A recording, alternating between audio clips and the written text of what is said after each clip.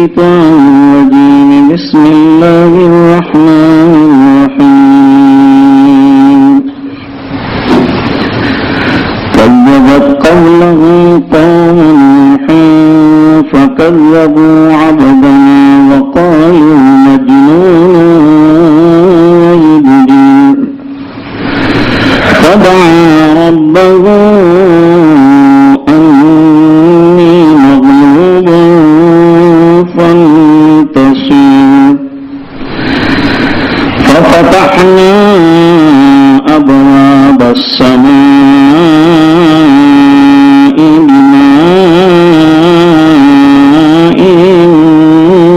منهمر وفجرنا الأرض عيونا فالتقى الماء على أمر قد قدر وحملناه على ذات ألواح ودسر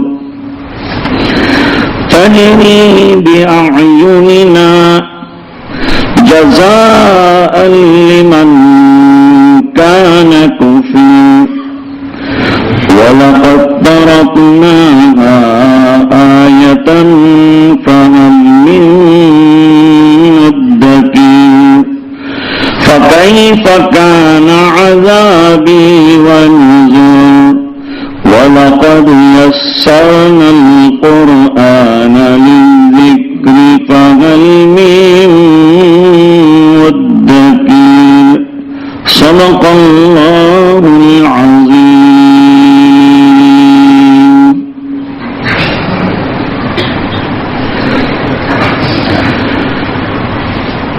ایک تو سرکار کے معجزے کا تذکرہ کیا، آپ کے ہاتھ پر شق القمر یعنی چاند کے دو ٹکڑے کیے جانا، یہ معجزہ ان کے تقاضوں پر ظاہر فرمایا گیا، لیکن قریش اور زیادہ تر کفار نے اس کو سحر میں کھپا دیا اور کسی بھی معجزے کے لیے وہ یہی کرتے تھے۔ وہ نہ ماننے کے لیے انہوں نے یہ طریقہ اختیار کر رکھا تھا، جب بھی کوئی معجزہ دکھایا جاتا وہ بات بنا دیتے تھے اور لوگوں کو ورغلا دیتے تھے، حق کی طرف آنے نہیں دیتے تھے۔ سرکار کو اس سے دوہرا غم ہوتا تھا، ایک تو اللہ کے بندوں نے مانگا، اللہ نے اپنے فضل سے معجزہ دکھا بھی دیا، لیکن دکھانے کے بعد بجائے اس کے کہ تسلیم کرتے اور انکار اور زیادہ تکذیب، اور سرکار کی دعوت کی راہ میں رکاوٹ، دوسروں کو بھی ورغلاتے تھے طرح طرح کے جملے کہہ کر اور طرح طرح کی باتیں سرکار کے خلاف بنا کر۔ اس سے جو سرکار کو غم ہوتا تھا، اللہ نے آپ کی تسلی کے لیے الگ الگ طریقے قرآن کریم میں اختیار کیے ہیں، مختلف طریقوں سے آپ کو تسلی دی ہے، ایمان والوں کو، صحابہ کرام کو تسلی دی ہے۔ یہاں تسلی دینے کا اور ایک رنگ سامنے آتا ہے کہ کفار مکہ اور کفار قریش اگر آپ کی تکذیب کر رہے ہیں تو یہ تکذیب کوئی نئی نہیں ہے۔ انبیاء کرام کی تاریخ کا اگر مطالعہ کیا جائے گا کھل کر سامنے آئے گی کہ جتنے انبیاء کرام دنیا میں تشریف لائے اور جب جب انہوں نے قوم کے فائدے کی بات کی قوم دشمن ہو گئی. یہ ہر زمانے میں اہل اللہ کے ساتھ بھی رہا ہے. جب بھی اہل اللہ حق کا بیڑا لے کر اٹھتے ہیں تو معاندین اور دشمنان ان کو کام نہیں کرنے دیتے. حضرت خواجہ اجمیری رحمت اللہ علیہ جب اجمیر آئے تو یہی معاملہ رہا. چاروں طرف سے سادھو سنت جو ہیں انہوں نے گھیر لیا, طرح طرح کے الزامات لگائے اور اتنا غلط پروپیگنڈا کیا کہ کوئی ان کی طرف نہ جائے. لیکن اللہ تعالیٰ نے قلوب کو اپنے اختیار میں رکھا ہے. انسانوں کے قلوب اللہ کے اختیار میں. شاعر یہی بات کہتا ہے, گر گزندت رسد ز خلق نہ رنج, کہ راحت رسد ز خلق نہ رنج. اگر لوگوں کی طرف سے تکلیف پہنچتی ہے تو مت گھبرا, رنج مت کر. اس بنا پر کہ لوگ نہ راحت دے سکتے ہیں نہ تکلیف پہنچا سکتے ہیں. تو کیا مانے ہم؟ از خدا داں خلاف دشمن و دوست, دوستی دشمنی سب اللہ کی طرف سے ڈالی جاتی ہے. قرآن کریم کہتا ہے کہ اے نبی, ہم نے ان لوگوں کے اندر آپ کی محبت اور آپس کی ایک دوسرے کی محبت ڈال دی. وَأَلَّفَ بَيْنَ قُلُوبِهِمْ, اور پھر کیا کہا, لَوْ أَنفَقْتَ مَا فِي الْأَرْضِ جَمِيعًا مَا أَلَّفَ بَيْنَ قُلُوبِهِمْ وَلَكِنَّ اللَّهَ أَلَّفَ بَيْنَهُمْ. فرما پوری روئے زمین تم دے دیتے اور اس کا خزانہ ان پر لٹا دیتے تو بھی یہ تمہاری فیور میں نہ آتے. ان کے دلوں کے اندر محبت نہیں پیدا ہوتی. آدمی کسی کا کھانا کھا کے ہاتھ دھونے سے پہلے اس کی برائی کرتا ہے, کھانے کی برائی کر دیتا ہے. حالانکہ منع کیا, کھانے کو برا مت کہو, حدیث میں منع ہے. کوئی پھیکا پھل ہوتا, میں پوچھتا میرے والد صاحب کو کیسا ہے, کبھی نہیں کہتے کہ پھیکا ہے, یوں کہتے غنیمت ہے. فرمایا کہ اگر کڑوا بھی آ گیا تو تھو تھو مت کرو. جس اللہ نے یہ کڑوا دیا ہے اس نے کئی میٹھے پھل بھی تو تمہیں کھلائے تھے. یہ بھی سب اللہ کی طرف. فرمایا تم پورا سامان دنیا کا سونے چاندی سے دنیا بھر کے کسی کو دے دو تو تمہارے فیور میں نہیں آئے گا, اس کی زبان پر تمہاری بات نہیں آئے گی. اس کا دل اگر زبان پہ آ بھی گئی ہوگی اچھی بات, تو اس کے دل میں تمہاری محبت کا آنا فرمایا اللہ کی طرف سے. از خدا دا خلاف دشمن و دوست, کہ ہر کے دلے ہر دو تر تصرف اوست. ورنہ دشمنوں کی دشمنی بھی اور دوستوں کی دوستی بھی سب اللہ کی طرف سے. آپ نے دیکھا ہوگا لوگ کہتے ہیں ہمارا نہیں کچھ ہوا بھی نہیں, کچھ بھی ایک دم بکھر گیا ہے, دیکھتا بھی نہیں. بہت دوستی تھی, بہت تعلق تھا, کون کیا ہو گیا اس کو. میں غور کرتا ہوں میں نے کیا بگاڑ ڈالا اس کا, کیا لوٹ لیا میں نے اس کا, کیا اس کے چیک آ رہے تھے, کیا پیسے آ رہے تھے, میں نے کیا لے لیے, میں نے کس کو اس کے لیے کوئی دن بری بات نہیں بولا. اور اس کو دیکھو کیا اکڑ اکڑ کے جاتا ہے, مڑ مڑ کے جاتا ہے. میں نے کہا بھائی سب اللہ کی طرف سے. اب اللہ اس کے دل میں محبت بھی ڈالے گا, ایک دن یہی سلام بھی کرے گا, سب اللہ کی طرف سے. یہاں اللہ تعالیٰ فرماتے ہیں آپ مت گھبرائیں, یہ تو انبیاء کرام کے ساتھ بھی ایسا ہو چکا ہے. یہ ایسا کرنے سے آپ کی دعوت پر اور آپ کے کام پر اثر نہیں پڑنا چاہیے. جب دشمن دیکھتے ہیں کہ کام بڑا عمدہ ہو رہا ہے تو وہ چند چیزیں اور چند سوالات کھڑے کر دیتے ہیں, چند اعتراضات کر دیتے ہیں. تو کیا ہوتا ہے اس کا نتیجہ؟ اس کا نتیجہ یہ ہوتا ہے کہ وہ بیچارہ اس کی جواب دہی میں آ جاتا ہے اور جواب دہی کی فکریں شروع کرتا ہے اور اس کی مدافعت کیسے کی جائے, یہ اعتراض کو کیسے دفع کیا جائے, دماغ اس میں لگاتا ہے تو اصل کام سے چھوٹ جاتا ہے. میرے والد صاحب فرماتے تھے جواب دہی کی فکر میں مت رہو, اللہ کے یہاں جواب دینا ہے اس کی فکر کرو. دشمن نے کوئی بات کہی ہے تو اس کو دیکھ لو,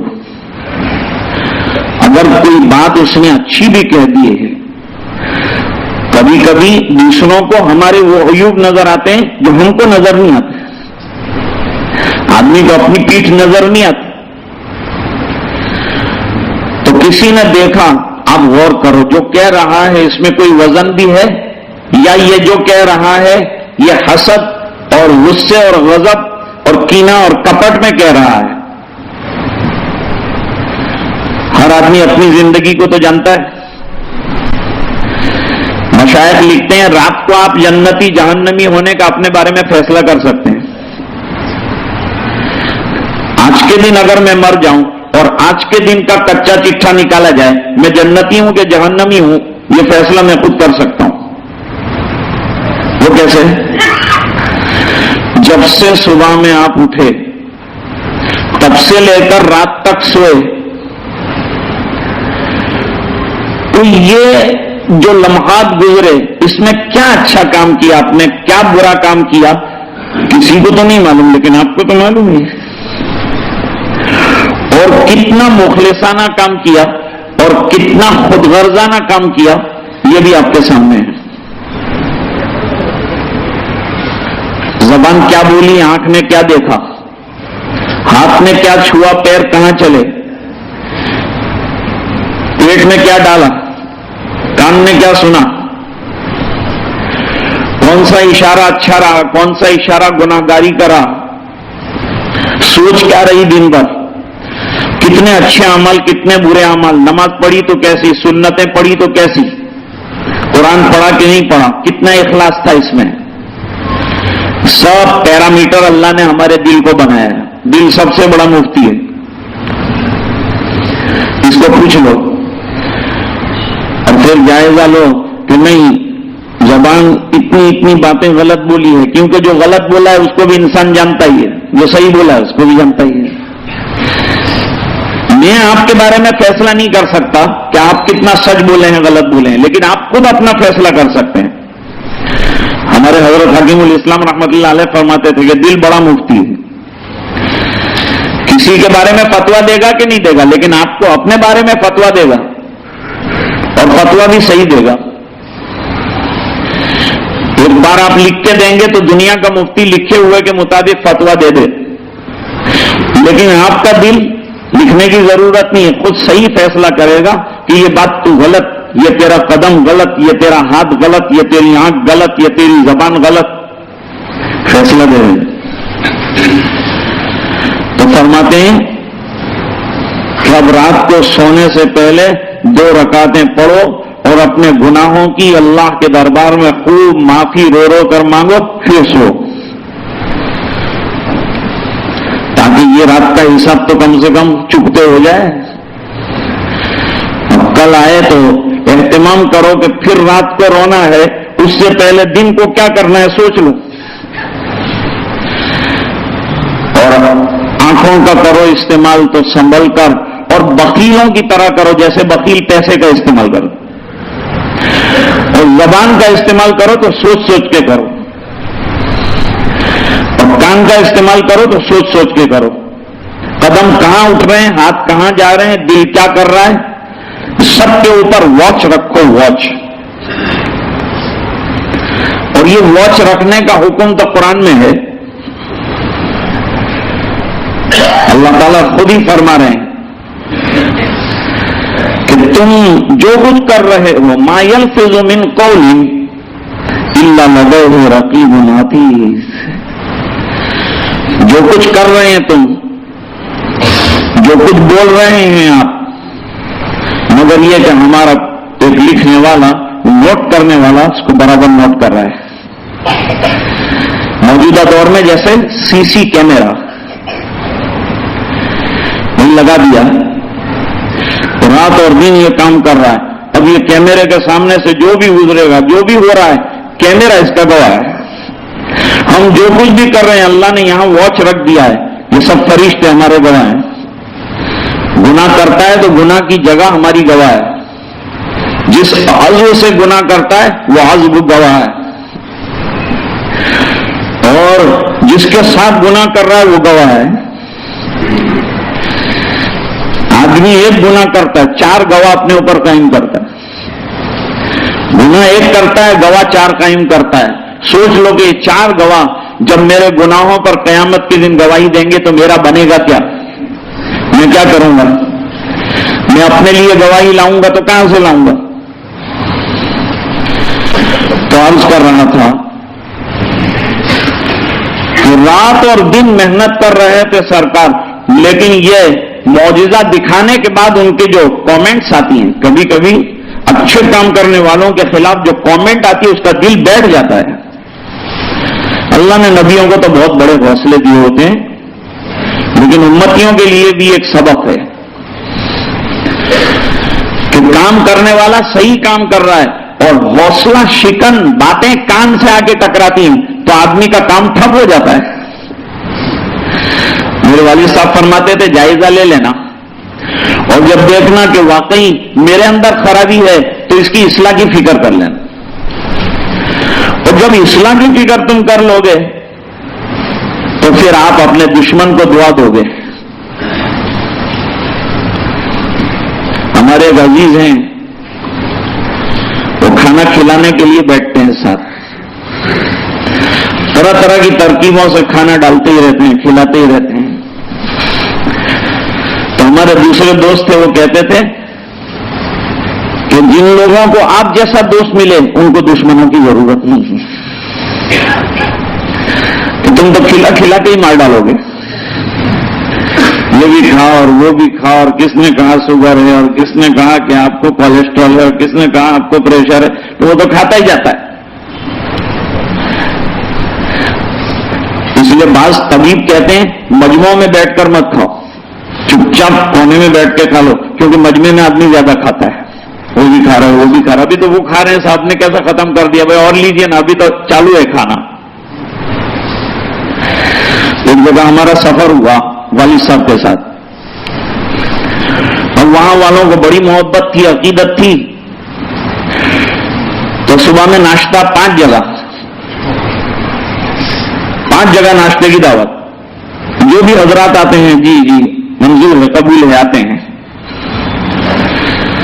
میں چھوٹا تھا اس زمانے میں، اور جو علماء ساتھ گئے تھے انہوں نے، ان کی ہمت تو تھی نہیں کہ شیخ کو جا کے کہیں، انہوں نے مجھے بلایا، تیرے ابا کو سمجھا، 5 جگہ ناشتہ کھا کے آدمی جائے گا کہاں؟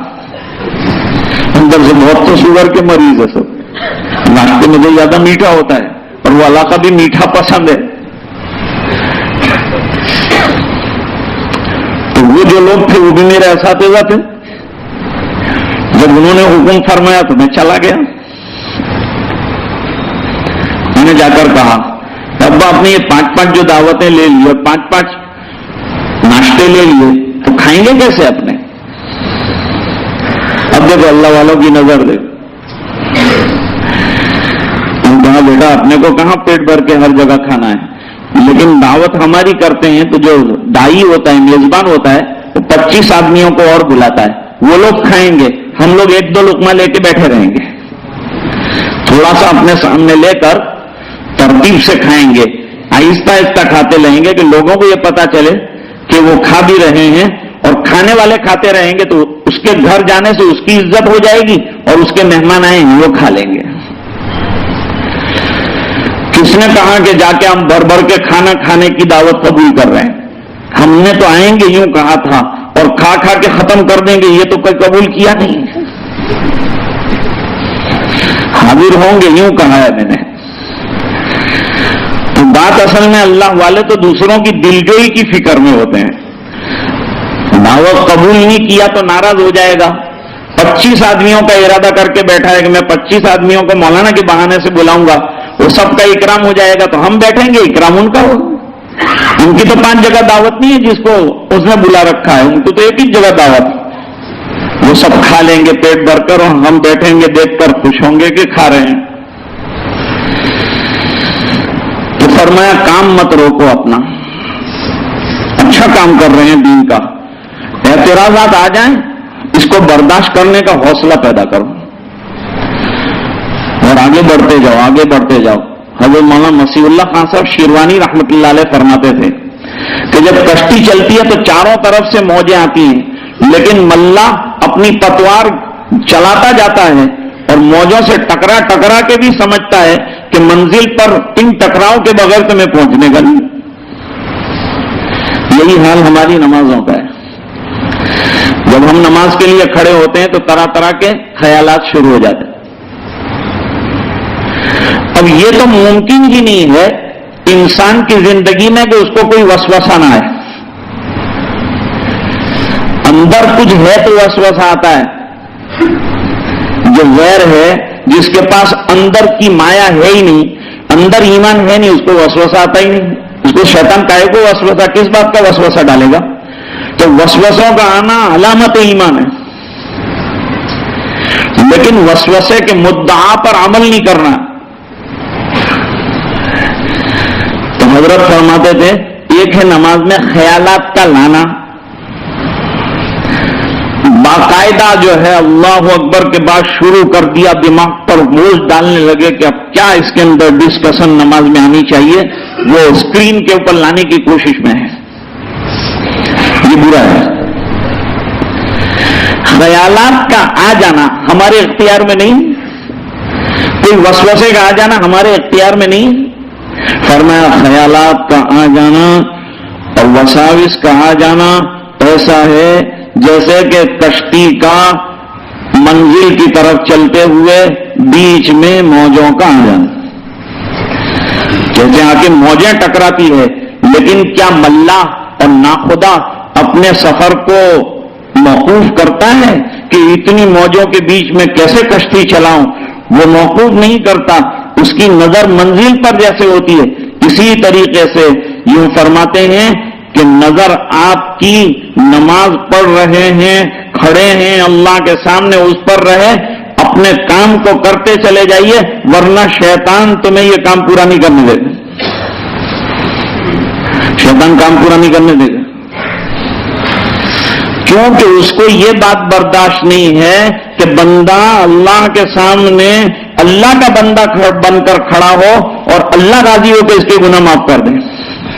وہ چاہتا ہے کہ اس کے اوپر گناہ کے بوجھ بڑھے اور نیکیاں لے کر نہ جائے، اس کی کوشش یہ ہے۔ اور نبیوں کی کوشش یہ ہے کہ بندوں کا دل صاف ہو جائے، گناہوں سے پاک ہو جائے، جنت کے لائق بن جائے۔ حضرت امام اعظم ابو حنیفہ رحمۃ اللہ علیہ کے واقعات میں لکھا ہے، امام تھے، امراض کو بھی جانتے تھے، حالات کو بھی جانتے تھے۔ ایک صحابہ ہے، حضرت میرا کوئی سامان گم ہو گیا، بہت تلاش کر رہا ہوں، ملتا نہیں، یہاں ڈھونڈا وہاں ڈھونڈا، یہاں گیا وہاں گیا، بہت علاج کیا، یاد نہیں آتا۔ چلو آپ کو علاج دیجیے۔ فرمایا علاج یہ کہ اچھی طرح وضو کرو اور نماز میں کھڑے ہو جاؤ۔ اچھا حضرت، تو نماز میں کھڑے ہونے سے ہاں کہا کہ نماز میں کھڑے ہونا، اللہ سے مانگنا، نماز ختم ہونے کے بعد دعا کرنا، اللہ تعالیٰ ملوا دیں گے، چیز مل جائے گی۔ بظاہر تو اچھا مشورہ ہے۔ وہ گیا، اس نے وضو کیا، دماغ میں تو وہی گھوم رہا تھا کہ میری چیز گم ہوئی ہے، نیت یہ کر کے کھڑا ہوا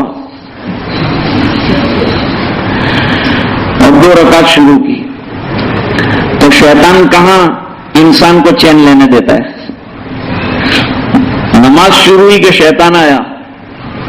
حدیث پاک میں ہے، بخاری شریف میں بھی ہے کہ جب اذان شروع ہوتی ہے تو شیطان بھاگتا ہے اور الفاظ آئے ہیں کہ خروج ری ماس صوت، اور بھاگتا چلا جا رہا ہے، بھاگتا چلا جا رہا ہے.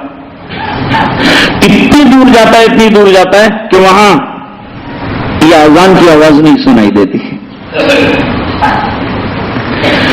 جہاں جہاں تک اذان پہنچتی ہے وہاں کی چیزیں مؤذن کے لیے گواہ بن جاتی. لیکن فضیلت نکلا. امام بخاری رحمۃ اللہ علیہ نے فضیلت اس کی بیان کی. فرماتے ہیں کہ پھر جہاں اقامت شروع ہوتی ہے پھر شیطان بھاگتا ہے، کیونکہ یہ چیز بھی اس کے لیے خطرناک ہے. جہاں امام کہتے ہیں اللہ اکبر، شیطان واپس آ جاتا ہے. وَيَذْكُرُ هَكَذَا وَهَكَذَا، اور باتیں یاد دلانا شروع کر دیتا ہے. سب بھولی ہوئی باتیں اس کو نماز میں یاد آتی. یہ بھی یاد کر، وہ بھی یاد کر، سب یاد کرنا شروع کرتا ہے، یاد آنا شروع ہو جاتا ہے. بھول گیا تھا وہ سب باتیں بھی نماز میں اس کو یاد آتی ہیں.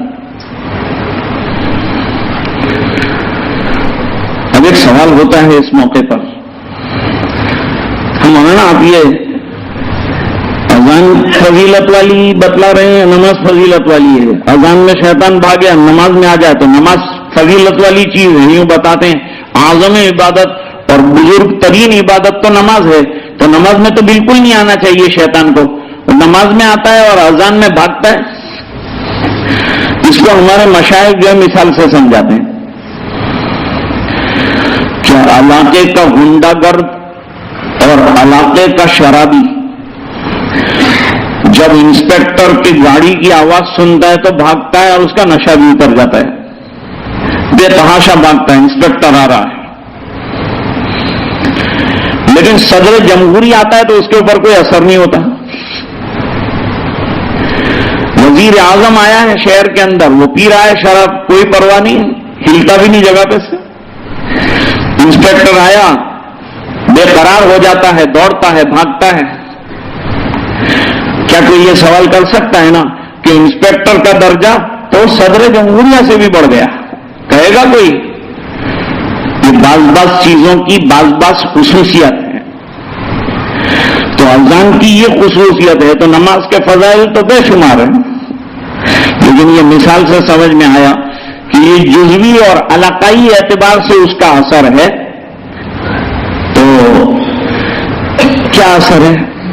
شیطان کی دعوت ہے نماز سے دور جانے کی، اور اذان کی دعوت ہے اللہ کی طرف آنے کی.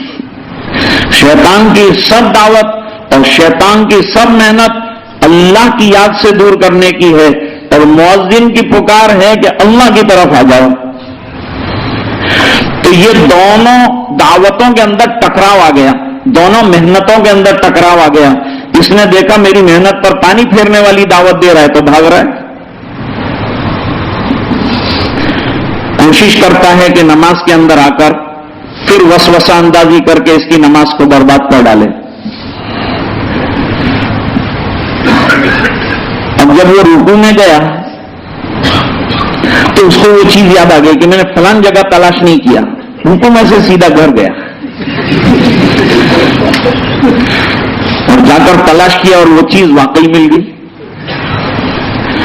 اب حضرت امام صاحب کے پاس آ گیا اور جا کر کہا حضرت آپ نے تو عجیب نسخہ بیان کیا، مجھے تو واقعی جو ہے یہ 2 رکعت میں بڑا فائدہ نظر آیا، میری گم شدہ چیز مل گئی. ماشاءاللہ نماز میں اللہ تعالیٰ نے بڑے کمالات رکھے ہیں، تو یہ نماز کو حفظ جان بنا کے رکھو. لیکن پھر امام صاحب نے پوچھا کب یاد آئی؟ فرمایا پہلی رکعت کے رکوع میں یاد آئی. تو ماشاءاللہ آپ نے نماز کے بعد خوب دعائیں کی ہوں گی اور گئے ہوں گے. فرمایا نہیں، میں تو رکوع سے ڈر گیا. ارے آپ نے نماز مکمل نہیں کی. فرمایا جب حضرت رکوع سے مسئلہ حل ہو گیا تو میں سجدے کی تکلیف کیوں اٹھاتا؟ آج انسانوں کا عالم یہ ہے، مطلب نکل گئی ہے تو پہچانتے نہیں. نماز پڑھنی ہے، عبادت کرنی ہے صرف اللہ کے لیے، اللہ کو راضی کرنے کے لیے.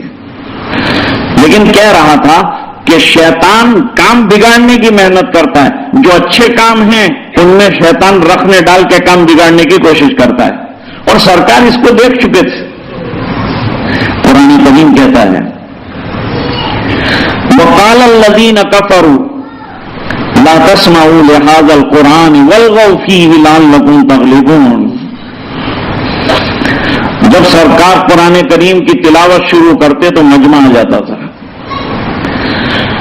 مجمع آ جاتا تھا.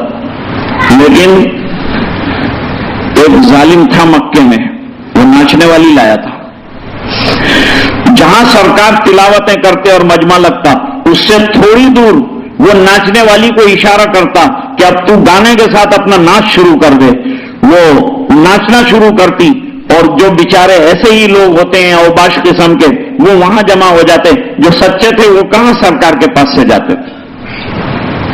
قرآن میں تو بڑی تاثیر ہے.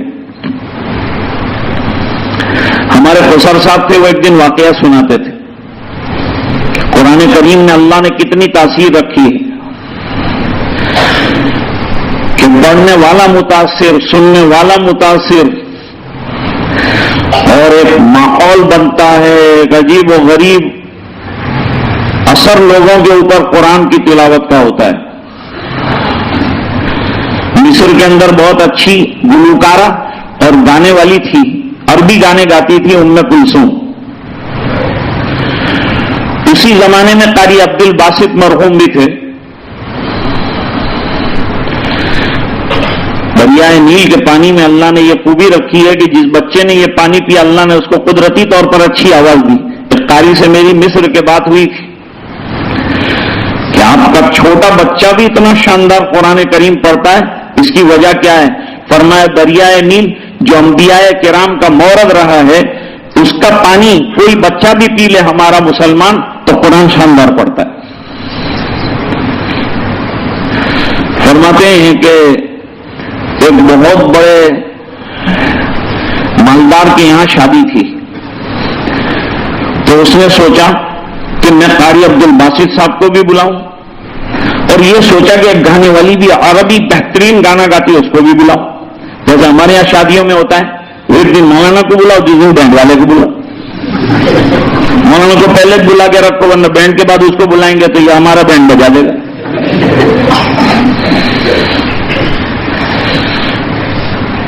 تو یہ بات طے ہو گئی. اب بڑے بڑے سننے والے مالدار مجلس سجی ہوئی ہے، اور جیسے ہی قرات ختم ہو فوراً جو ہے ام کلثوم کو بلایا جائے گا، وہ اپنے عربی ترانے شروع کر دیں گے. ان میں خوشی منانے کا یہ طریقہ تھا. اب قاری صاحب جب پڑھنا شروع کرتے تھے تو ایک سما بنتا تھا، اور یہ حضرات ہماری طرح 5 منٹ کی 2 منٹ کی قرات تو پڑھتے نہیں. ہمارے یہاں کا تو قاری 10 منٹ میں تھک جاتا ہے، لوگ بھی اس کے ساتھ ساتھ تھک جاتے ہیں. لیکن مصر کا جو قاری ہے وہ پڑھنے پہ جب آتا ہے تو 1 گھنٹہ تو کم سے کم پڑھتا ہے. جیسے ہمارے یہاں کا خطیب خطاب پر آئے گا تو 1 گھنٹہ تو کم سے کم کرتا ہے.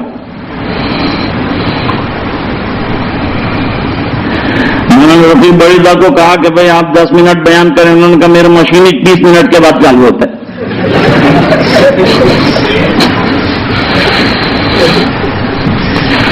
تو فرماتے ہیں کہ حضرت نے جو قرات شروع کی تو 1 گھنٹہ جو ہے قرات کرتے رہے، اور لوگوں کے اندر دیکھو تو آش لوگ گر رہے ہیں، بے ہوش ہو رہے ہیں. ایک تو مضامین قرآن، پھر پڑھنے والے کا یہ عالم ایک عجیب سا، اور اوپر سے کھڑکی میں سے وہ خاتون دیکھ رہی تھی. تلاوت ختم ہوئی صدق اللہ العظیم کے ساتھ. حضرت قاری صاحب نے اپنا فاتحہ، ان کے یہاں فاتحہ کا دستور ہے، قرآن کریم کے بعد دعائیں قبول ہوتی ہے. فوراً الفاتحہ، دعا ہو گئی. حضرت قاری صاحب نے اپنا رومال ڈالا اور روانہ ہوئے. اس کے بعد مائک پر بلایا گیا کہ اب ام کلثوم تشریف لائیں اپنا ترانہ. اس نے کہا بعد القرآن، یہ شاندار قرآن کے بعد ترانہ گاؤں گی، یہ شاندار لہجے کی تلاوت کے بعد گندے گانے گاؤں گی. وہ مائک جس نے ابھی ابھی قرآن سنا ہے اس پہ یہ میوزک کی آواز آئے گی. میں اللہ کی قسم کھا کے کہتی ہوں صبح تک گاؤں گی لیکن قرآن کا مقابلہ نہیں کر سکتی. میں نہیں گاؤں گی. اپنا بساط سنبھال کر اور بستر لپیٹ کر راتوں رات واپس ہو گئی، ایک بھی گانا نہیں گایا. فرمایا قرآن کے پڑھنے کے بعد گانا میرا جم ہی نہیں سکتا، اتنا بڑا قرآن پڑھا گیا ہے. تو میں کہہ رہا تھا کہ اچھے کاموں میں شیطان رکھنے ڈالتا ہے. سرکار کی دعوت میں رکھنے ڈالنے کے لیے، آپ کے دل کے ٹکڑے کرنے کے لیے، آپ کے حوصلوں کو پس کرنے کے لیے شاندار معجزے کے بعد یہ خطرناک اور گھنا ہونا جملہ کہا گیا. اللہ نے فرمایا مت گھبراؤ. 5 قوموں کا تذکرہ اللہ نے لگاتار کیا کہ یہ بڑے طاقتور تھے، نبیوں نے ان کے سامنے بات رکھی، نبیوں کی بات کو ٹھکرایا، ان کا انجام تمہارے سامنے بیان کرتے ہیں. نبی کام کرتے گئے، نہ ماننے پر حالات آئے. یہ لوگ نہیں مان رہے ہیں، ان پر بھی حالات آئیں گے. اور جب حالات آئیں گے تو حالات کے آنے کے بعد بچنے کی کوئی شکل نہیں. حالات کے آنے سے پہلے اگر سنبھل جاتے ہیں، توبہ کرتے ہیں، تب تو شکل ہے. 5 قوموں کا تذکرہ لگاتار قرآن کریم نے یہاں مال اختصار کیا ہے اور بتلایا ہے کہ یہ لوگوں نے بھی تکذیب کیا. نبی غلط تھے کیا؟ نبی کی دعوت سچی نہیں تھی؟ اللہ نے نبیوں کو بچایا اور ان کو تباہ کیا. تو آپ کی دعوت بھی سچی ہے اور ان لوگوں کی یہ حرکتوں کی وجہ سے آپ کو غمگین ہونے کی کوئی ضرورت نہیں. قرآن کریم تاریخ کا آئینہ دکھا کر تسلی دینا چاہتا ہے. اللہ تعالیٰ سمجھنے کی توفیق عطا فرمائے. حضرت شیخ صاحب بھی تشریف لائے ہیں آج ہماری مجلس میں، انشاءاللہ ذکر کی شامل رہیں گے.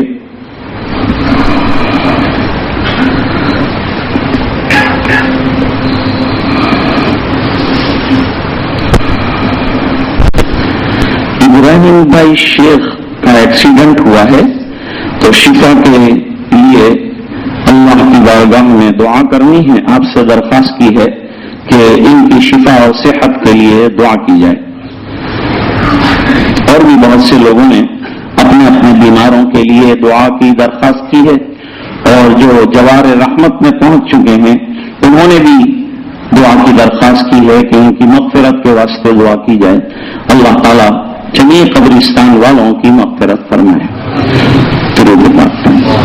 اللہم صلی علی سیدنا محمد وعلی آل سیدنا محمد وبارک وسلم.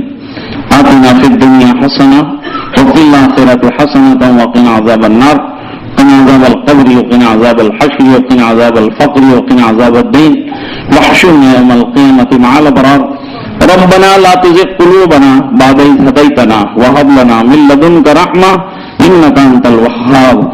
ربنا إنك جامع الناس ليوم لا ريب فيه إن الله لا يخلف الميعاد. اللهم إن قلوبنا ونواصينا وجوارحنا بيدك لم تملكنا منها شيئا فإذا فعلت ذلك بنا فكن أنت ولينا واهدنا إلى سواء السبيل. اے اللہ ہمارے گناہوں کو معاف فرما، کوتاہیوں سے درگزر فرما، اپنا فضل اور کرم شامل حال فرما، رحم کے اور کرم کے فیصلے فرما. اے الہ العالمین ہمارے دلوں کے بگاڑ دور فرما. اے اللہ ہمارے ظاہر اور باطن کی اصلاح فرما. اے اللہ ہماری نمازوں میں جان پیدا فرما. اے اللہ عبادتوں کی حقیقت ہمیں عطا فرما. اے اللہ تلاوت قرآن کا جذبہ عطا فرما. اے اللہ تیری یادوں بھری زندگی ہمیں عطا فرما. اے اللہ تیرا نام لیوا بنا دے. اے اللہ ہمیں 100% پکا ایماندار بنا دے. 100% جماعت کے ساتھ نماز پڑھنے والا بنا دے. ایک ایک سنت کا عاشق بنا دے. اس پر پوری طرح عمل پیرا ہونے والا بنا دے. اے الہ العالمین ہماری اس حاضری کو اپنے فضل سے قبول فرما لے. اللہ جو لغزشیں ہیں ان کو درگزر فرما دے. اللہ جو بیمار ہیں انہیں شفا عطا فرما. اللہ جو پریشان ہیں ان کی پریشانیاں دور فرما. اے اللہ پورے مجمع کی مغفرت فرما اور امت کے ایک ایک فرد کی مغفرت فرما.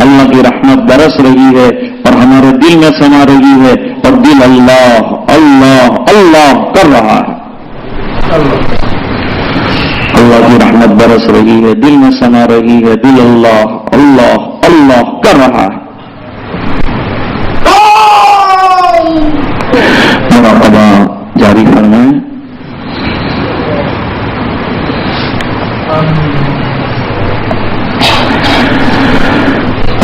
خفتہ دل بیدار شو بیدار شو بیدار شو.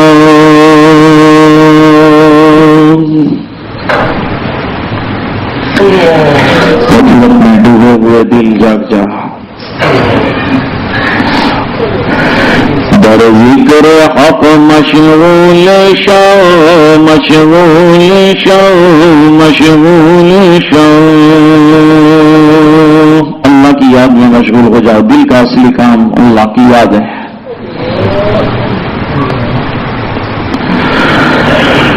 ہوا حرص والا دل بدل دے میرا غفلت میں ڈوبا دل بدل دے.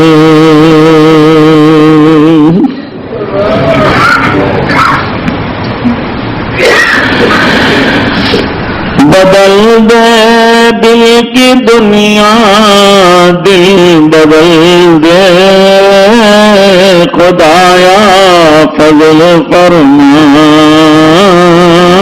دل بدل دے.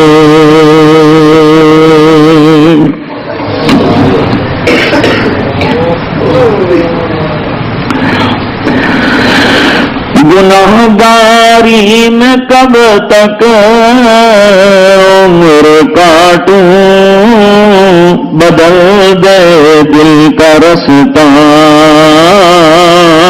دل بدل دے.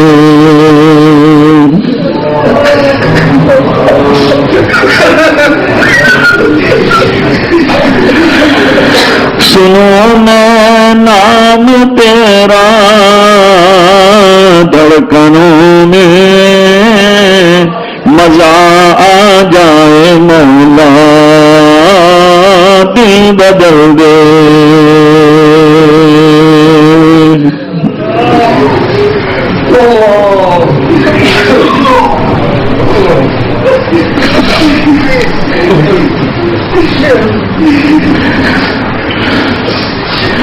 کروں قربان اپنی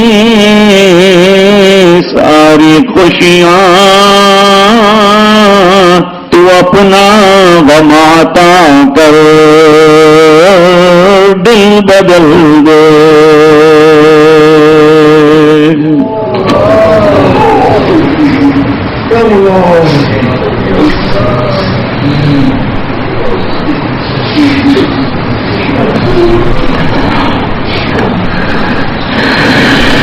سغل فرما مسلسل یاد اپنی خدایا فضل فرما دل بدل دے.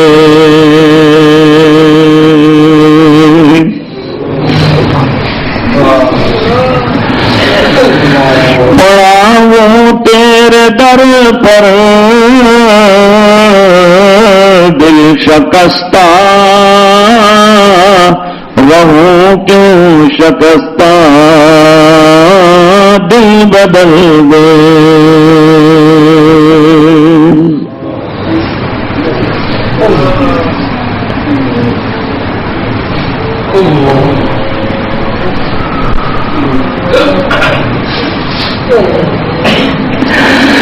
تیرا ہو جاؤں اتنی آرزو ہے بس اتنی ہے تمنا دل بدل دے.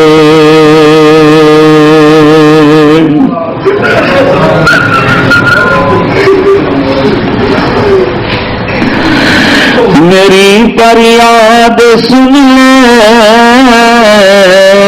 میرے مولا،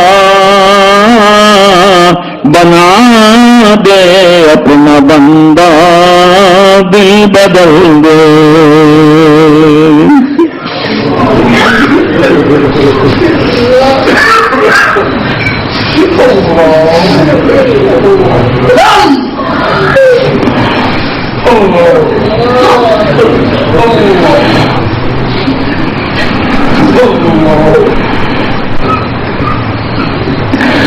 جب مراقبہ کر رہے ہوں تو یہ تصور ضرور آنا چاہیے کہ آج تمہیں نے اپنے اختیار سے کہا گیا اور آنکھیں بند کر دی. ایک دن وہ آئے گا جب لوگ میری آنکھ بند کر دیں گے،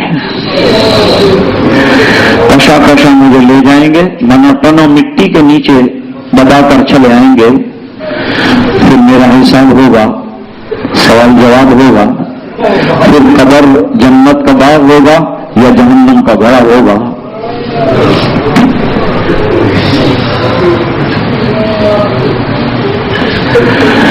واقعی تجھے گھڑیاں یہ دیتا ہے منادی، گردون گھڑی عمر کی ایک اور گھٹا دی.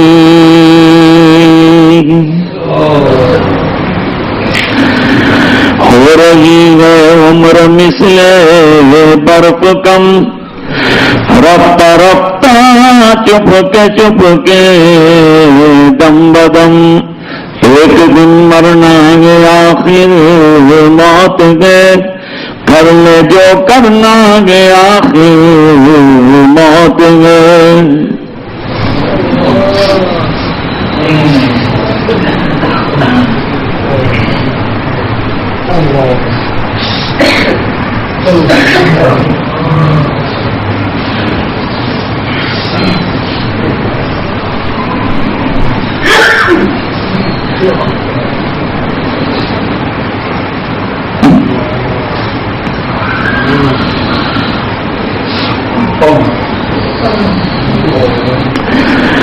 لا الہ الا اللہ محمد الرسول اللہ صلی اللہ علیہ وسلم.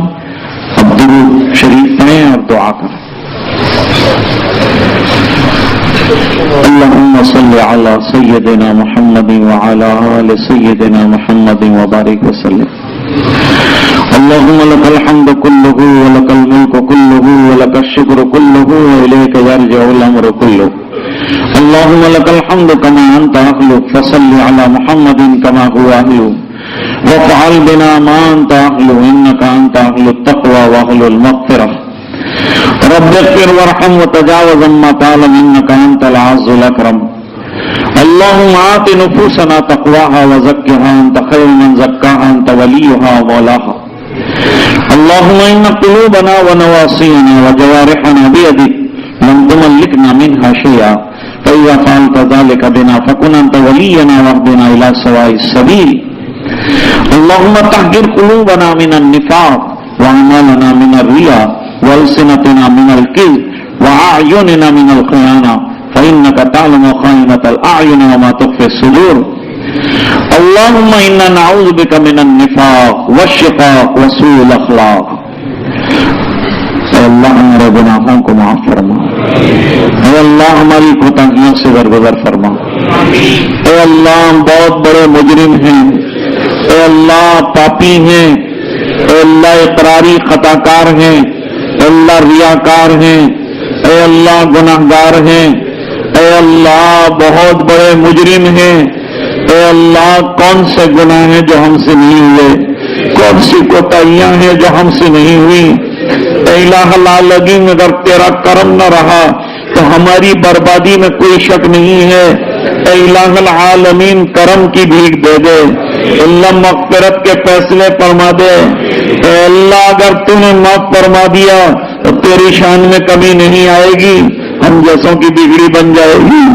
اے اللہ ہماری بگڑی بنا دے، اے اللہ پوری امت کی بگڑی بنا دے، اے اللہ پوری امت کے حال پر رحم فرما دے. اے الہ العالمین ہمیں نمازوں کا پابند بنا دے. اے اللہ یہ ٹوٹی پھوٹی محنت کو قبول فرما لے. اے اللہ ذاکرانہ زندگی عطا فرما. اے اللہ ہماری زبان کو ذاکر بنا دے. اے اللہ قلب کو شاکر بنا دے. جسم کو تیرے احکام پر عامل بنا دے. اے اللہ دل کے بگاڑ دور فرما دے. اے اللہ نور معرفت سے ہمارے قلوب کو منور فرما دے. اے اللہ ہمیں بااخلاق بنا دے. اے اللہ 100% دیندار بنا دے, ایماندار بنا دے. اے اللہ ہمیں باحیا بنا دے. اے الہ العالمین اپنا فضل اور کرم شامل حال فرما دے. اے اللہ گناہوں کی نفرت ہمارے دلوں میں جاگزین فرما دے. اے اللہ نیکیوں کا عشق ہمارے دلوں میں ڈال دے. اے اللہ مسجدوں کے آباد کرنے والوں میں ہم کو بنا دے. اے اللہ قرآن کی تلاوت کرنے والوں میں سے ہم کو بنا دے. اے اللہ تیرے نام لینے والوں میں ہمارا شمار فرما دے. اے اللہ گناہوں کی جگہوں سے ہماری بچاؤ اور حفاظت فرما دے. اور اللہ نیکیوں کی جگہ میں جانے کی ہمیں سعادت دے دے. اہل اللہ سے تعلق اور محبت عطا فرما دے. اے اللہ سلسلوں کا فیض ہمیں عطا فرما. اے اللہ ہمارے دلوں کو جاری فرما. اور اے اللہ ہمارے قلوب کو معرفت کے نور سے منور فرما دے. اے اللہ اس میں غیر اللہ کا جو بسیرا ہے ختم فرما دے. اے اللہ تیری والی یاد ہمیں نصیب فرما دے. اے اللہ ہمیں نیکیوں کا عشق دے دے. ایک ایک سنت کا پیار عطا فرما دے. اے اللہ علماء اور اہل علم سے محبت عطا فرما. اے اللہ طلباء کو علم نافع عطا فرما. اے اللہ مدارس کی حفاظت فرما. اے اللہ مساجد کی حفاظت فرما. اے اللہ مقابر کی حفاظت فرما. اے اللہ خانقاہوں کی حفاظت فرما. اے الہ العالمین مراکز کی حفاظت فرما. اے اللہ دین کے کام کرنے والوں کی حفاظت فرما. اے اللہ اپنے دین کی حفاظت فرما. اے اللہ جان مال عزت آبرو اور ہمارے ایمان کی حفاظت فرما. اے الہ العالمین اگر ہم دین کا کام نہیں کرتے تو اے اللہ تو دوسروں سے کام لے لے گا, لیکن ہم محروم ہو جائیں گے. اے اللہ ہمیں محروم نہ فرما. اے اللہ کرم کی بھیک دے دے. ہماری نادانیوں کی وجہ سے ہماری نسلوں کو دین سے محروم نہ فرما. اس نعمت عظمیٰ سے محروم نہ فرما. اے الہ العالمین تو ہم سے راضی اور خوش ہو جا اور ہمیں اپنا بندہ بنا دے. اے الہ العالمین جب تک زندہ رکھے ایمان پر زندہ رکھ, اور جب وقت آخر ہو کلمے والی موت عطا فرما. اے اللہ سوء خاتمہ سے بچا دیجیے, اور اے اللہ حسن خاتمہ نصیب فرما دیجیے. اور اے اللہ تیرے ہر دربار کی حاضری یہ سرخ روئی والی فرما دیجیے, کامیابی والی بنا دیجیے. اللہ سرکار کے نورانی ہاتھوں سے جام کوثر عطا فرما دیجیے. اے الہ العالمین اس مجلس کو قبول فرما لے. ٹوٹی پھوٹی ہماری کوشش ہے اسے قبول فرما لے. محنت کرنے والوں کا محنت کرنا قبول فرما لے. دور سے آنے والوں کا آنا قبول فرما لے. اے اللہ ہماری ہدایتوں کے فیصلے فرما دے. اللہ پوری امت کی مغفرت کے فیصلے فرما دے. اللہ پورے مجمع کی مغفرت فرما. امت کے ایک ایک فرد کی مغفرت فرما. اور دعائیں اپنے فضل و کرم حبیب پاک صلی اللہ علیہ وسلم کے طفیل منظور فرما برحمتک یا ارحم الراحمین.